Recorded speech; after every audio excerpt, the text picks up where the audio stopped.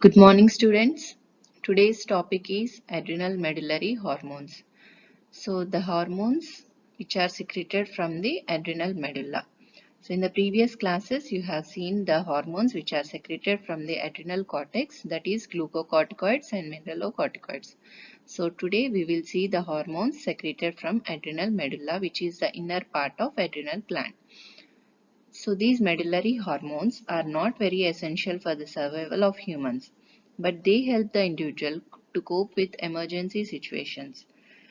So the medullary hormones assist the individual to prepare for fight or flight responses and also assist in meeting the metabolic requirements of the body. So the learning objectives for today's class are, so we will see brief introduction about adrenal medulla and the hormones secreted from the adrenal medulla, the synthesis and metabolism of catecholamines and the actions of catecholamines and regulation of secretion of catecholamines, and lastly applied aspects, that is when the secretion of hormones increases and when the secretion of hormone decreases. The adrenal medulla is the inner part of adrenal gland which constitutes 28% or 20 to 30% of the mass of the adrenal gland, which is made up of interlacing cords of densely innervated granule containing cells that abut on venous sinuses.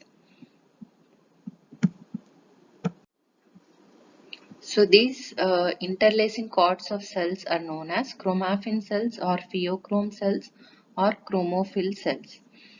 So this adrenal medulla is nothing but it is an enlarged and specialized sympathetic ganglion in which postganglionic fibers are embedded and modified to become endocrine cells.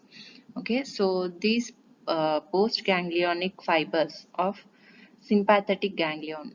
So sympathetic and parasympathetic are nothing but the divisions of autonomic nervous system. So that will be covered in the coming classes. So if you know about the sympathetic and parasympathetic ganglions, so this adrenal medulla is nothing but an specialized sympathetic ganglion in which the postganglionic, that is after the ganglion, postganglionic fibers are modified to become endocrine cells. So these cells are the granule containing cells that abut on venous sinuses. So in the picture you can understand. So here in this picture you can see the sympathetic neuron which is arising coming from the spinal cord. So somewhere in between the ganglia will be there. So after that the postganglionic nerve fibers, you can see here the enlargement is present. So they are embedded in the adrenal medulla to form specialized endocrine cells. So these endocrine cells, granule containing cells, are abut. Abut means that is coming near to the blood vessel capillaries. So they will be releasing the hormones into the medulla, so which will be entering again into the blood vessels. Okay, so this is the structure of adrenal medulla, that is containing chromaffin cells or pheochrome cells which abut on the blood vessels. So in one more picture also you can see. So this is all the cortex. You know that glomerulosa secretes mineralocorticoids, fasciculata release glucocorticoids, and reticularis sex steroids, and here the medullary hormones epinephrine and norepinephrine. So this medulla is formed by two types of chromaffin cells or pheochrome cells. So one is epinephrine or adrenaline secreting cells, which accounts to 90% of the adrenal medulla, and noradrenaline secreting cells accounts to 10% of the chromaffin cells. The granules in the adrenaline secreting cells are very large and less dense, and these granules completely fill the vesicles. And whereas the noradrenaline secreting cells, these granules are small and very dense, and these do not fill the vesicles in which they are present. And there are also cells that secrete dopamine, but they are not known and believed to be very less in number. So these are the two types of chromaffin cells which are present in the mainly present in the adrenal medulla. So as I have already told you, the hormones of adrenal medulla are nothing but catecholamines. And why these are catecholamines? Because they are the amines derived from catechol. So that's why the name is catecholamines. So these are the hormones secreted from the adrenal medulla, and they are adrenaline or epinephrine, noradrenaline or norepinephrine, and dopamine. So three hormones are catecholamines. So mainly we consider epinephrine and norepinephrine only as catecholamines, and dopamine we do not tell all the time, because the major secretion in humans from the medulla is epinephrine. About 85% is epinephrine and 10 to 12% is norepinephrine, and only 1 to 3% is dopamine. So this medulla is stimulated with the activation of sympathetic system. So in our body, as I have told you, in autonomic nervous system we have sympathetic and parasympathetic system. So when the sympathetic system is activated, the medullary hormones are secreted. So it not only increases norepinephrine secretion from the preganglionic sympathetic nerve endings, but also directly increases the epinephrine secretion from medulla. So that rapidly enters the circulation. So major part, 85 to 90% of medullary secretion when stimulated by sympathetic system is epinephrine. Okay.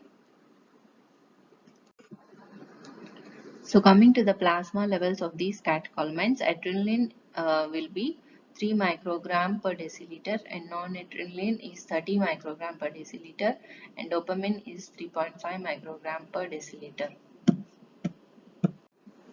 And the half-life of catecholamines is only about 2 minutes. So apart from these normal three hormones, there are also some other hormones secreted from the gland.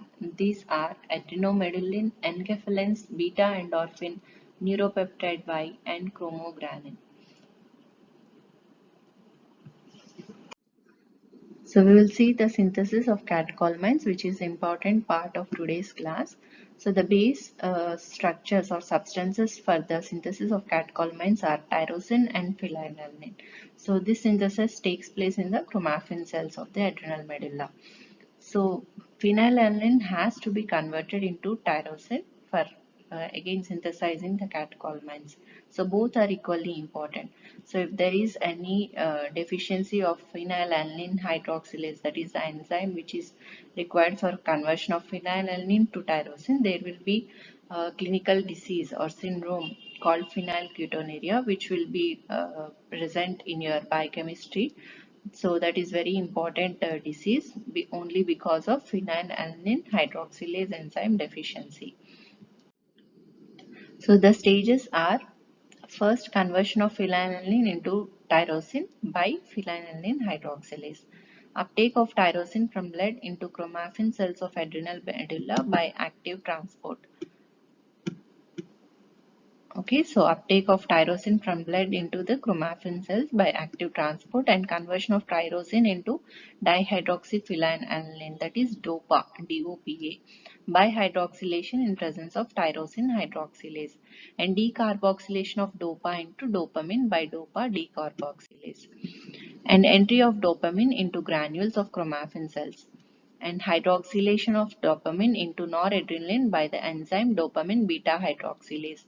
So I am just reading here because in the next slide I will be showing this in again a flowchart form. Release of noradrenaline from granules into the cytoplasm.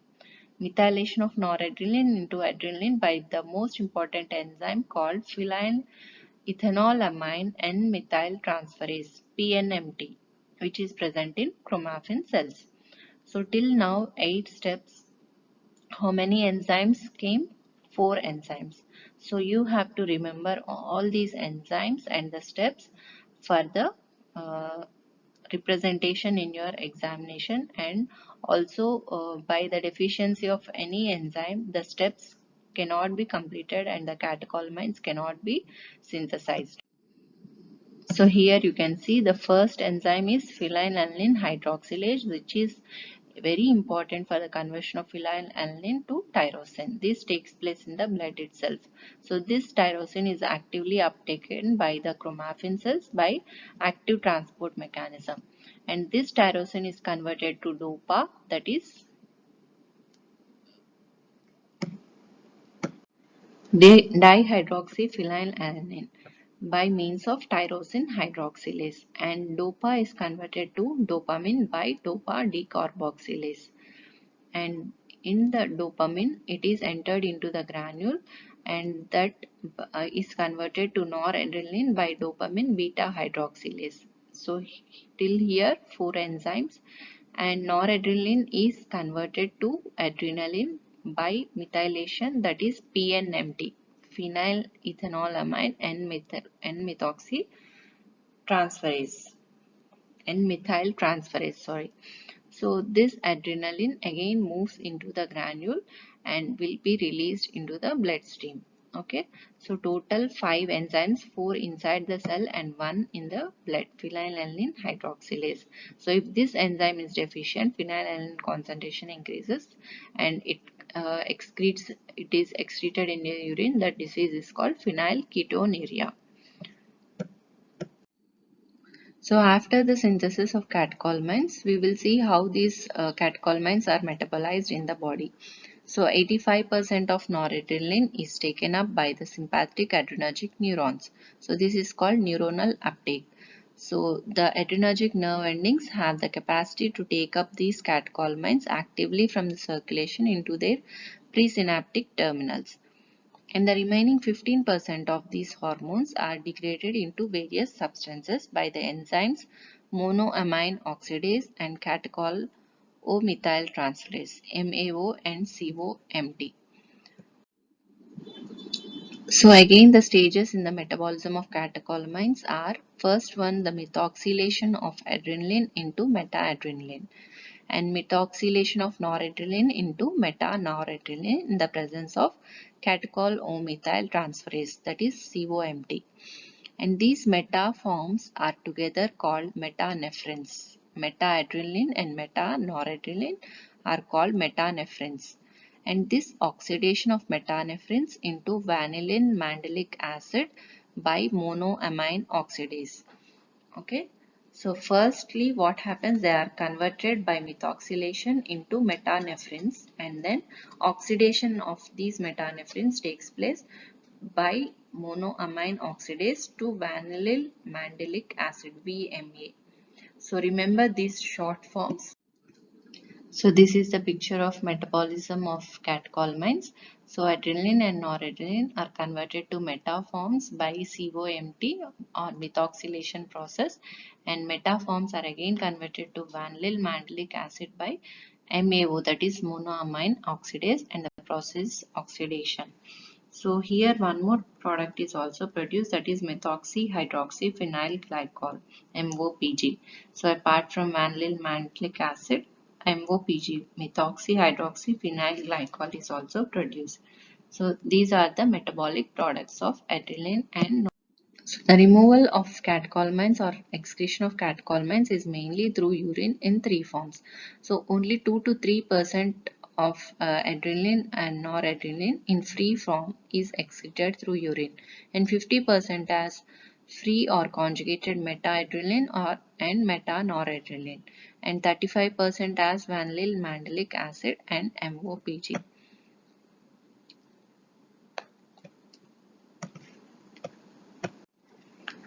So this vanillyl mandelic acid in urine is the index of sympathetic activity of the person. So urinary excretion of these products reflects the activity of sympathetic nervous system, as they are mainly derived from norepinephrine. So the activity of adrenal medulla is assessed primarily by the measurement of plasma epinephrine or free urinary epinephrine. Okay, so we can assess the medullary activity by using the plasma epinephrine or urinary epinephrine, free urinary epinephrine. And also by assessing the urinary VME or MPG, we can assess the sympathetic activity of the person.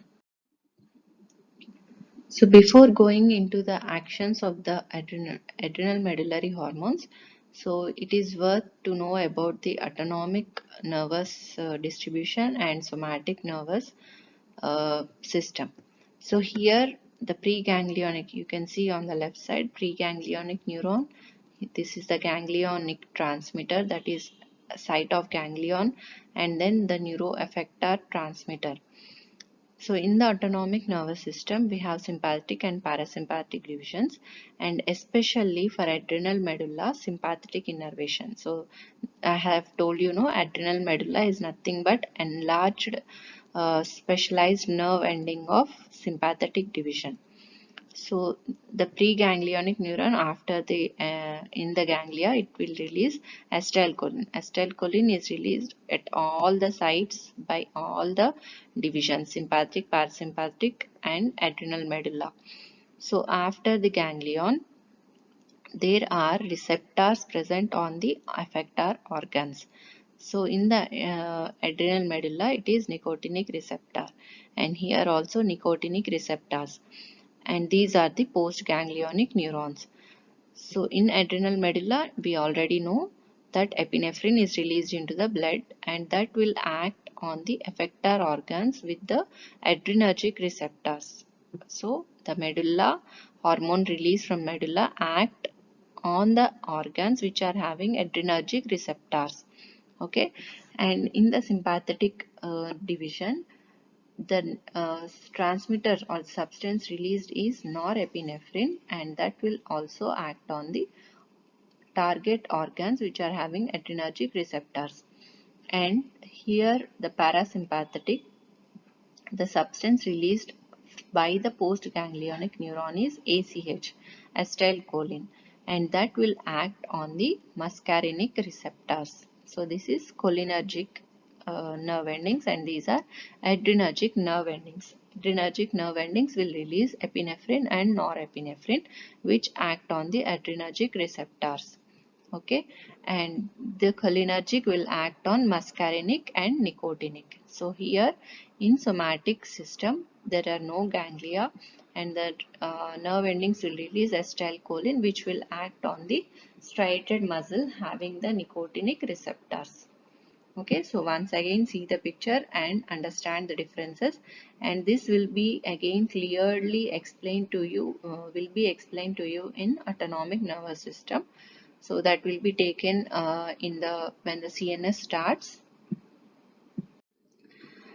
So this is again one more picture. In the somatic nervous system, directly the substance neurotransmitter released is ACH, which acts on the effector organ, and here the receptors are nicotinic, and CNS autonomic parasympathetic will be releasing ACH, which will act on the muscarinic receptors on the effector organ, and the autonomic sympathetic preganglion and postganglion. Postganglion will release norepinephrine, which acts on the effector organ, here adrenergic receptors. And adrenal medulla especially, it is the enlarged sympathetic adrenergic nerve endings, so that will release all these hormones, epinephrine, norepinephrine, dopamine, and other peptides which affect the effector organ having the adrenergic receptors. So coming to the actions of catecholamines, so there is a big list of actions, so please pay attention. This is very, very important, because the hormones act on each and every system of the body. So you have to remember every system and what is the action of these hormones on that system or the effector organ. So these hormones will stimulate the nervous system. They have significant effect on metabolic functions, and both the hormones have significant effects on cardiovascular system. Okay, so apart from all the other organs, systems in the body, so first is nervous system, and then it affects the metabolic functions and mainly cardiovascular system. And the mode of action of these hormones, as I have already explained, it is through adrenergic receptors. So binding with the receptors called adrenergic receptors which are present on the target organs.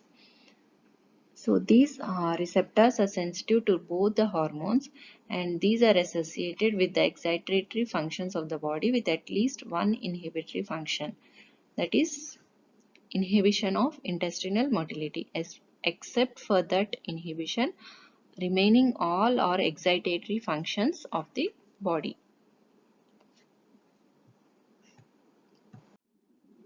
So these adrenergic receptors are of two types, alpha adrenergic receptors and beta adrenergic receptors. So alpha are again subdivided into alpha 1 and alpha 2, and beta are also subdivided into beta 1 and beta 2. So alpha 1 receptors are located on postsynaptic membranes which are mainly excitatory, and alpha 2 are also located on the presynaptic nerve terminals of cholinergic and adrenergic nerves. And beta adrenergic receptors respond to epinephrine and very less sensitive to norepinephrine.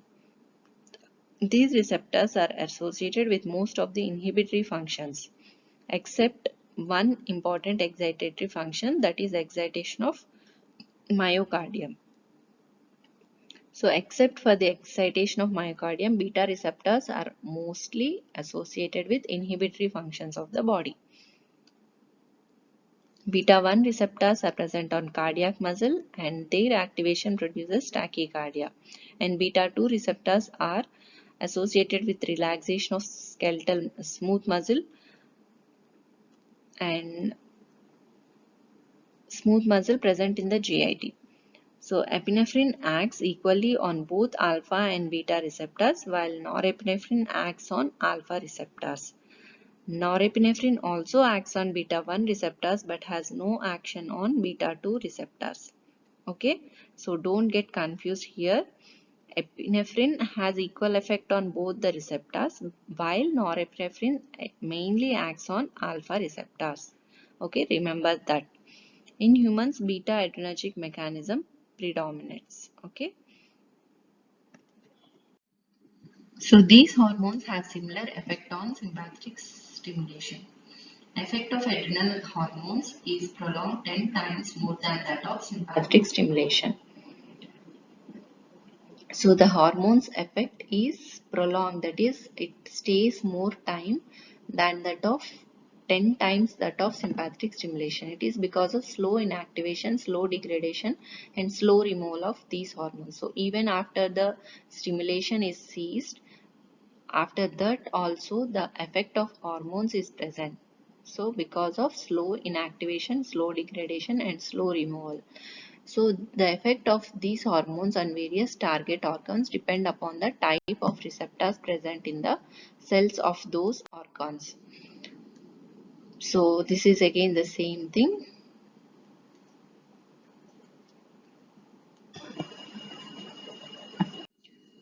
So firstly, we will see the effect on intermediary metabolism via alpha and beta receptors. So adrenaline influences the metabolic functions more than noradrenaline. Okay, epinephrine or adrenaline influences more than norepinephrine.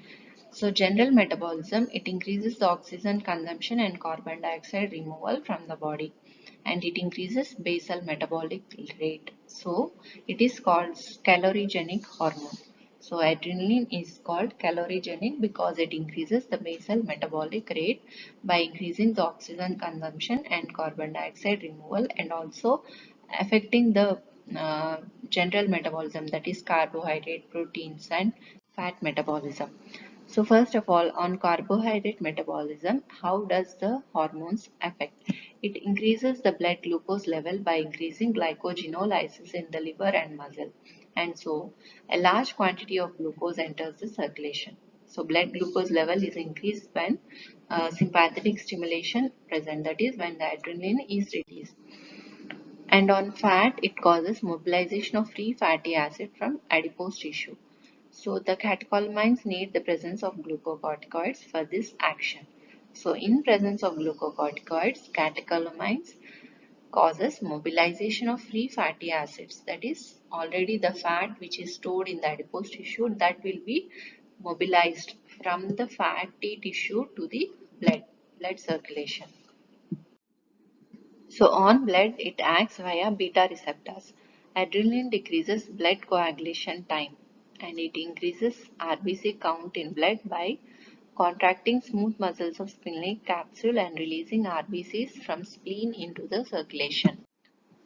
So it decreases blood coagulation time and increases the RBC count by contracting the smooth muscles of splenic capsule and releasing RBCs from spleen. So from the spleen, the RBCs are entering into circulation, so the count is increased. And on heart, it acts again by beta receptors. So beta receptors especially, they increase the heart rate or tachycardia. So that is exception for beta. Otherwise, beta is always inhibitory. Adrenaline has stronger effects on heart than noradrenaline. It increases the overall activity of heart, that is heart rate, chronotropic effect, and force of contraction, inotropic effect, and excitability of heart muscle, bathmotropic effect, and conductivity in heart muscle, dromotropic effect. So all the activity, overall activity of the heart is increased by means of adrenaline. On blood vessels, it acts via alpha and beta 2 receptors. So, noradrenaline has strong effects on blood vessels. Noradrenaline causes constriction of blood vessels throughout the body via alpha receptors. So, it is called a general vasoconstrictor. So, noradrenaline acts on blood vessels via alpha receptors causing constriction of blood vessels, that is vasoconstriction. So this vasoconstrictor effect increases the total peripheral resistance, that is whole peripheral blood vessels are constricted and the resistance to blood flow is increased. So that is total peripheral resistance. And adrenaline also causes constriction of blood vessels, so this is little less effect compared to noradrenaline, so it has a strong vasoconstrictor effect on the blood vessels. However, adrenaline causes dilatation of blood vessels in skeletal muscle, liver and heart through beta 2 receptors, so total peripheral resistance is decreased by adrenaline. So catecholamines needs the presence of glucocorticoids for these vascular effects. So glucocorticoids are necessary for the mobilization of free fatty acids in the previous slide, and also here for the vascular effects catecholamines are glucocorticoids are required for the catecholamines to produce these vascular effects.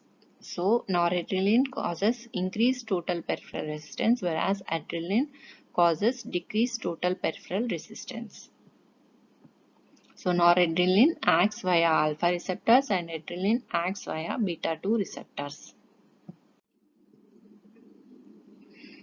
On blood pressure via alpha and beta receptors, adrenaline increases systolic blood pressure by increasing the force of contraction of heart and cardiac output, but it decreases diastolic blood pressure by reducing the total peripheral resistance, whereas noradrenaline increases the diastolic pressure due to general vasoconstrictor effect by increasing the total peripheral resistance. So these differences you remember.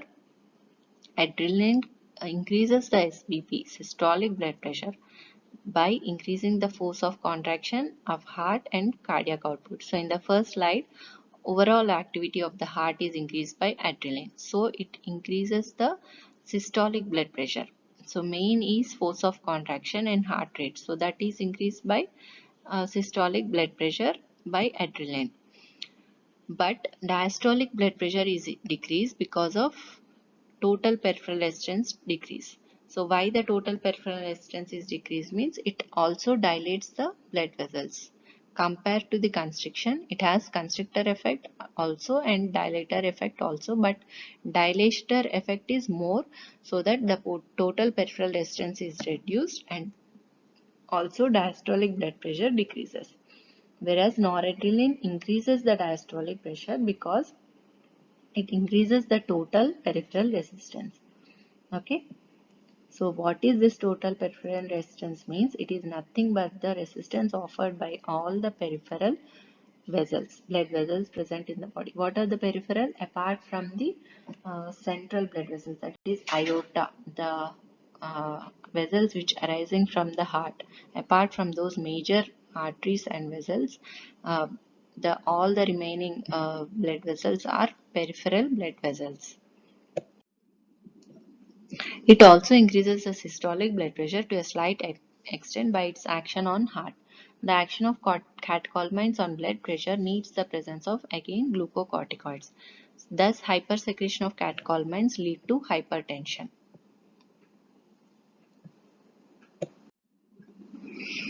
Until now, all the effects on cardiovascular system we have seen, that is effect on the heart and the blood vessels and blood pressure.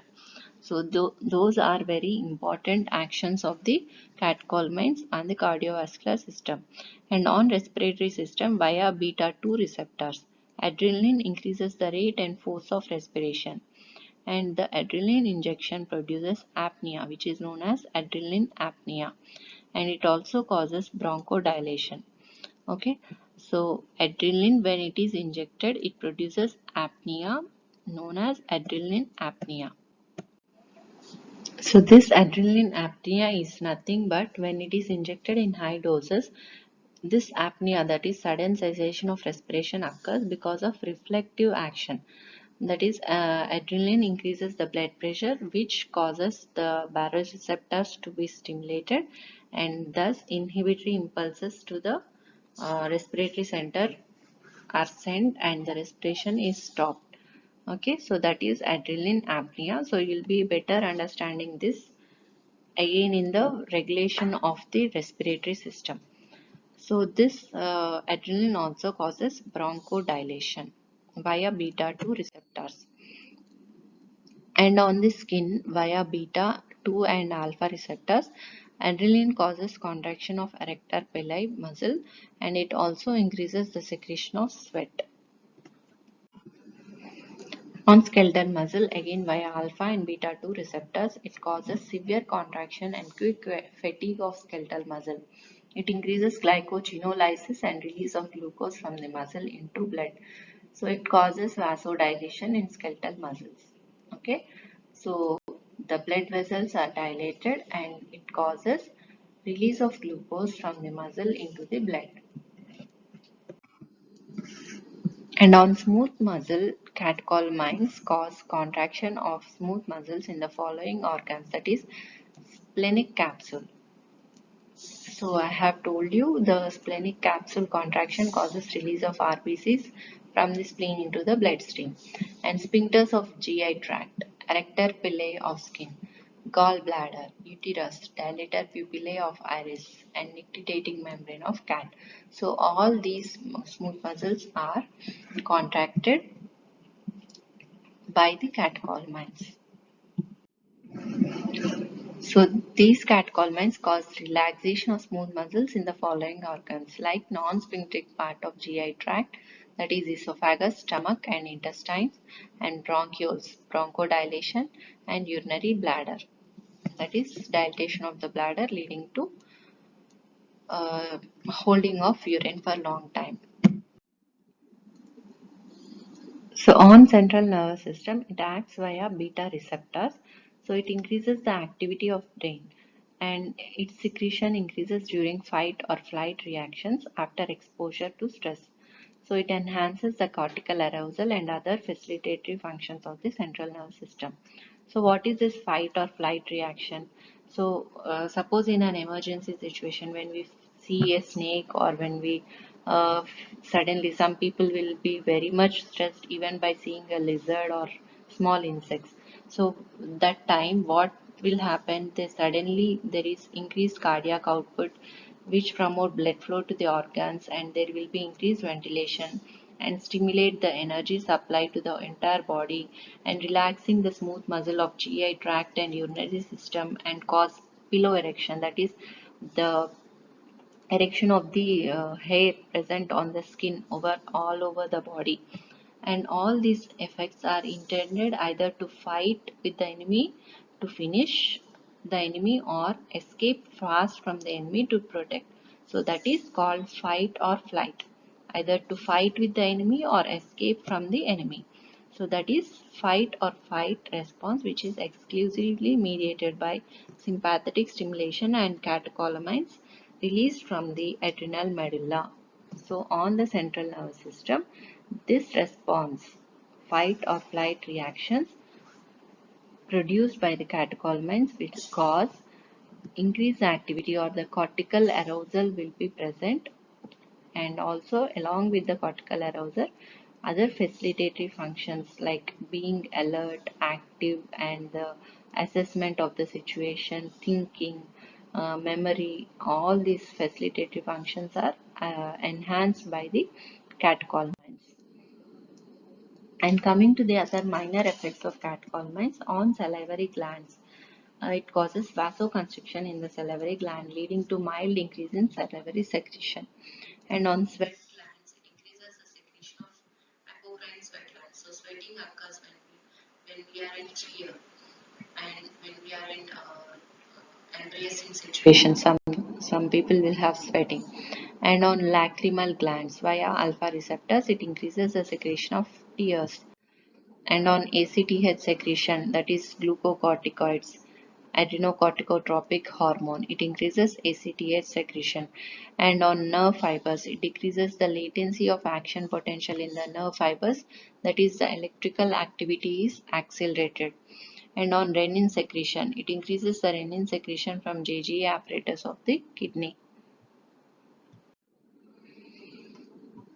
So that's all for the actions. So we have seen many actions, starting with the metabolism and then cardiovascular, respiratory, and then central nervous system, skin and sweat glands, and then minor actions on the uh, hormones, minor actions on the other systems like ACTH secretion, and then uh, increased release of renin from the kidney. Like that, we have seen the many actions of catecholamines. So now in this picture we will see the adrenergic receptors and their functions. So alpha receptors and beta receptors. So remember these differences. It will be helpful for you in remembering the actions of catecholamines. Alpha receptors are mainly causing vasoconstriction, iris dilation, and intestinal relaxation, intestinal sphincter contraction. Intestinal relaxation is entire intestine, that is stomach, and then small intestine, large intestine, like that. And whereas sphincter contraction is the sphincters which are present between the in the tract of the gastrointestinal system, those sphincters are contracted, whereas the intestine will be relaxed. And pilomotor contraction, that is contraction of the rector pili muscle, and bladder sphincter contraction. And beta receptors cause vasodilation, cardioacceleration, increased myocardial strength, intestinal relaxation, uterus relaxation, bronchodilation, calorigenesis, glycogenolysis, lipolysis, bladder wall relaxation. So here intestinal relaxation is common for alpha and beta 2. Okay, these beta 1, beta 2 differences are also very important. You should remember. And coming to the last part, that is regulation or secretion of these hormones. So the hormones are secreted from adrenal medulla in small quantities even during rest, but especially during stress or emergency conditions due to sympathoadrenal discharge, a large quantity of catecholamines are secreted. These hormones prepare the body for fight or flight reactions. The secretion increases during exposure to cold and hypoglycemia also. And dopamine is the least amount of hormone secreted by the adrenal medulla, and it is also secreted by the dopaminergic neurons in some areas of brain, particularly basal ganglia. In brain, this hormone acts as a neurotransmitter. When dopamine is injected into the body, it produces the following effects, that is vasoconstriction by releasing norepinephrine, vasodilation in the mesentery, that is the blood vessels in the gastrointestinal tract, an increase in heart rate via beta receptors, an increase in systolic blood pressure, but does not affect the diastolic blood pressure. Okay, so this is the main important reason for using the dopamine in cases of heart failure conditions. So it increases only systolic blood pressure and also increase the heart rate via beta. So lastly, applied aspects of adrenal medullary hormones. So there may be hyposecretion and hypersecretion of catecholamines. So hyposecretion is very less common, which is seen in adrenalectomy or tumor affecting the adrenal medulla. So which is responsible for the destruction of medulla, and also some tubercular diseases affecting the adrenal medulla. So here, no clinical signs and symptoms because catecholamine production from the sympathetic nerve and endings appear to satisfy the normal biological requirements. So, as I have told you in the first slide, medullary hormones are not essential for life. Only they come into action when there is an emergency. So that is hyposecretion, so no major signs and symptoms. But hypersecretion of catecholamines, which is seen especially in a disease called pheochromocytoma, it is very important and dangerous situation for the person. So this pheochromocytoma and paragangliomas are the catecholamine producing tumors which are derived from the sympathetic or parasympathetic nervous system. So the diagnosis of this pheochromocytoma provides a cause or correctable cause of hypertension. So in hypertensive cases, this is one of the diagnosis. So even though it is a rare disease, so it is one of the cause. So we have to rule out this pheochromocytoma. So it is estimated to occur in 2 to 8 of 1 million persons per year. So that much rare it is. About 0.1% of hypertensive patients harbor a pheochromocytoma. The mean age of diagnosis is 40 years. And the rule of tens for pheochromocytoma states that about 10% are bilateral, 10% are extraadrenal, and 10% are malignant. And these percentages are higher in inherited syndromes. So rule of 10 is that 10% of pheochromocytoma cases are bilateral, that is both the adrenal glands, adrenal medulla are affected, and 10% are extraadrenal, that is other than adrenal medulla, the pheochromocytomas are present in other places, and 10% are malignant. These tumors are malignant in only 10%. So, first of all, the condition itself is very rare, and in that also the 10% rule is present in a few cases. So these are well vascularized tumors that arise from cells derived from the sympathetic, that is medulla, or parasympathetic from carotid body and glomerulus paraganglia. And the name reflects the black colored staining caused by chromatin oxidation of catecholamines. So this pheochromocytoma is the name which has come from the black colored staining of the cells caused by chromatin oxidation of catecholamines. So in this picture you can see the adrenal pheochroma, that is the medulla only is affected, and this is extraadrenal, entire body is affected. So you can see the orange colored ones all over the aorta. This is the aorta, lymph glands, and then the kidneys. And this is head and neck paraganglionoma. Okay, so here you can see some parts are present, head and neck paraganglionoma. And etiology of sporadic pheochromocytomas and paragangliomas is unknown, and only about 25% of patients have inherited condition including germline mutations.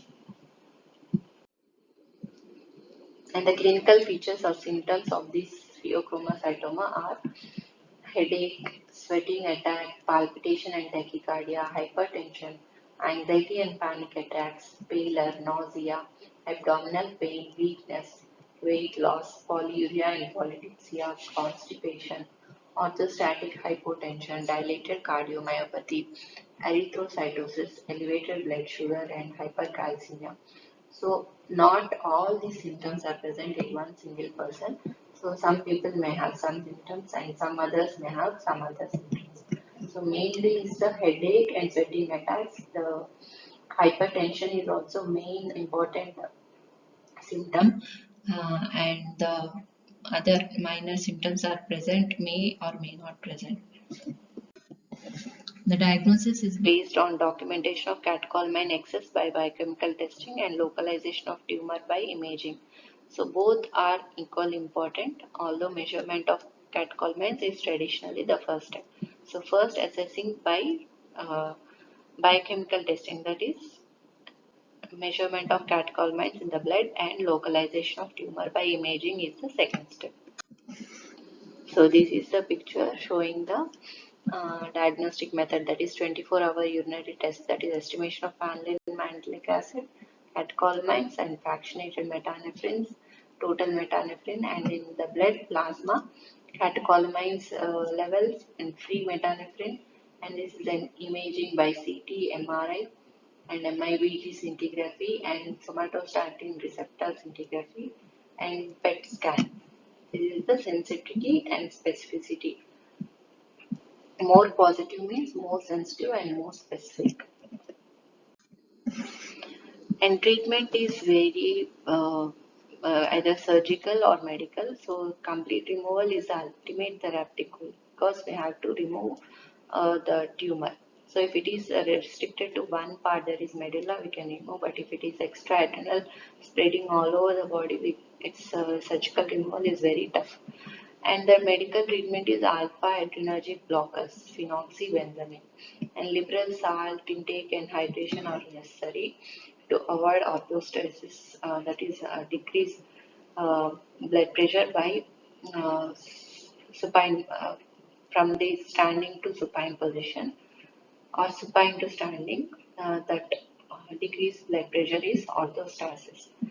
Adequate alpha blockade generally requires 7 days with a typical final dose of 20 to 30 mg phenoxybenzamine 3 times per day, and oral prazosin, this is alpha blocker, or intravenous phentolamine can be used to manage paroxysms while awaiting the alpha blockade, and blood pressure should consistently be below 160 by 90 with moderate orthostasis. And beta blockers, propranolol 3 to 4 times per day can be added, and other antihypertensives such as calcium channel blockers or ACE enzyme inhibitors. So all these are antihypertensive drugs, alpha blockade and then beta blockers. Okay, so don't worry by seeing all these names. Okay, so first complete removal of the tumor is the ultimate goal, and then the treatment is mainly concentrating on maintaining the blood pressure. So that's all for today's class. So we have seen the adrenal medullary hormones, epinephrine, norepinephrine, and dopamine. So synthesis, metabolism, and the mechanism of action, and its effects or the functions of the hormones, its effect on various systems of the body, mainly cardiovascular and the general metabolism. And then we have seen the applied aspects, that is pheochromocytoma. So I hope you understood the class. So read once from the textbook and prepare notes on your own. So very short and short questions may come from this topic. You can't expect an essay. So that's all. Thank you all.